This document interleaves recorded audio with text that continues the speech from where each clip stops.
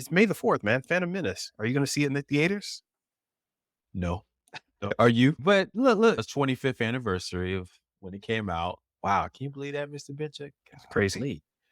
Golly. Did we go together? Did we go No. at the same we didn't? Okay. It was in May, so probably out of school. So probably saw it separately. I think I was probably here in Tampa when I saw it. I can't remember. But we were so hype about that movie, Mr. Benjamin. We saw the first trailer. I got so geeked because let's be honest, in a world now where there's Star Wars cartoons and TV shows coming out, Yeah. that was the first bit of like Star Wars video that we've seen in almost 25, 30 years. We saw when we were little kids, Star Yeah. Wars Yeah. original trilogy. But I remember Mr. Benjamin, me and you geeked out for that. Like how long? It That was was, like a fun day. dude, when you saw like the Gungan walking through the smoke in the trailer, it's just Yes. burned in my memory like that. I'm like, wow, that's crazy. Yeah, I remember they had the original trilogy come back out to the theaters to get you hype, 99. Yeah. They would get you Yeah. hype, and you just like we went to we did go see that together. I do remember we saw one of them together, I think. Mm. But yeah, man, so 25 years later, Phantom Menace comes out. Does it still hold up? What is obviously the time we were hyped, but someone made a good point. I listened to a podcast, The Midnight Boys. Shout out to Van Latham and the crew over there. They had said the reason why we thought it was good because it ended so good with the Duel of Fates, right? Yeah. Darth Maul, but and Qui-Gon and Obi-Wan Yeah. lightsaber battle. But then in reflection, I think I said, I'll leave it to your opinion. I know you have an interesting take. I thought I just thought that was not good. A light of day. It was like, I hate to use this analogy. You meet a girl, whatever, you hang out, something was great, then you wake up and say, oh no, What have that I done? what have I done? I thought it was great, man. I thought it was great. I still do. And for whatever reason, man, I stand with the Phantom Menace. Is it the sound, Mr. Benja? That's what it was, right? The Hey, pod I raised did sound. I did buy a surround sound system.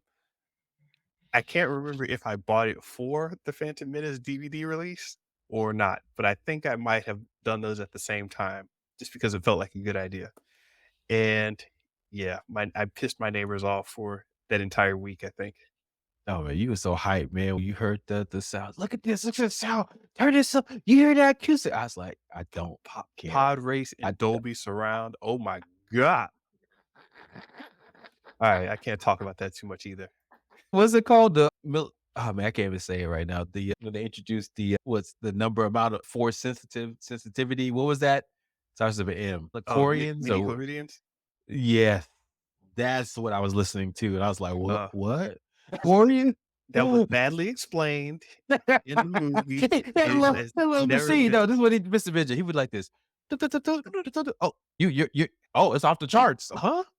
yeah, yeah, yeah. So we're using science to explain myth is like It was badly explained, and the little Gillette razor that they wrapped in some high-tech looking equipment didn't go over well in terms of and discussion was yeah. bad, yes, but I it think that's makes what sense, and if you'd like to flame me in the comments, we can discuss it further. Midi-chloridians make sense. Sorry.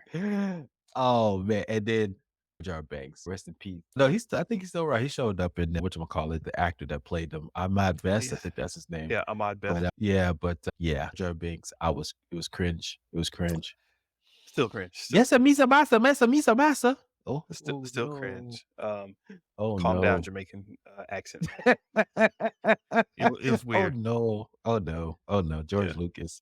I think that's when his book career came in that morning after it was released. He was like, "George, wrap this trilogy up, and you may wanna sell."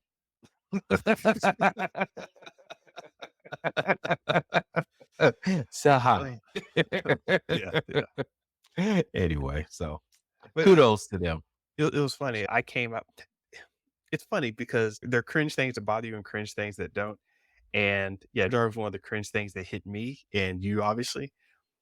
It's funny, I talked to other people, and I thought about this, and I was like, "Hey, what did you think about the Viceroy and his accent and his people?" And they were like, Oh, Point. you mean that effed up Asian accent? Oh, yeah. Yeah, yeah. So there was a lot of bits of cringe in there that hit a lot of people. But There's some people upset about young Anakin saying, "We yippee!" yeah, yeah.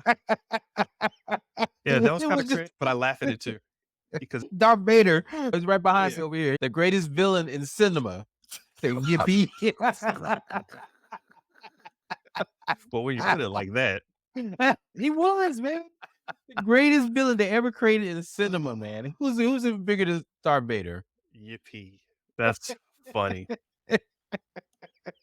I forgot there's Yeah, a term for that in, like, creative circles where you don't want certain things to be associated with the character because it messes up their vibe.